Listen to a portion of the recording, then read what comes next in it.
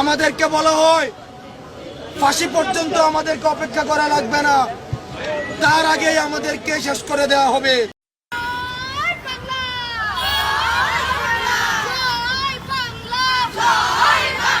সাংপ্রতিক সেনাপ্রধান জেনারেল ওয়াকার উজ্জামানের সঙ্গে তার একটি জরুরি বৈঠক অনুষ্ঠিত হয়। এই বৈঠকে পরপরই ডক্টর ইউনূস ক্ষমতা খর্ব হওয়ার গুঞ্জন এবং তার পদত্যাগের সম্ভাবনা নিয়ে রাজনৈতিক মহলে আলোচনা শুরু হয়ে গেছে। বৈঠকে এমন এক সময় অনুষ্ঠিত হয়েছে যখন দেশের রাজনৈতিক পরিস্থিতির উপর বিভিন্ন মহল থেকে দাবি উঠেছে ডক্টর ইউনূস তার দায়িত্ব পালন ব্যর্থ হয়েছে। বৈঠকে পরপরই নানা সূত্র থেকে জানা যাচ্ছে যে ডক্টর ইউনূস তার পদত্যাগ থেকে সরে যাওয়ার চিন্তা করেছেন। বিশেষ করে সেনাপ্রধান অবস্থা পরিবর্তন এবং রাজনৈতিক পরিস্থিতির সম্ভাবনা পরিবর্তনে ডক্টর ইউনূস পদ থেকে সরে যাওয়ার চিন্তা করেছেন। বৈঠকে একটি উল্লেখযোগ্য দিক হলো এতে সাবেক প্রধানমন্ত্রী শেখ হাসিনা দেশে ফেরার সম্ভাবনা নিয়ে আলোচনা হয়েছে বলে ধারণা করা যাচ্ছে।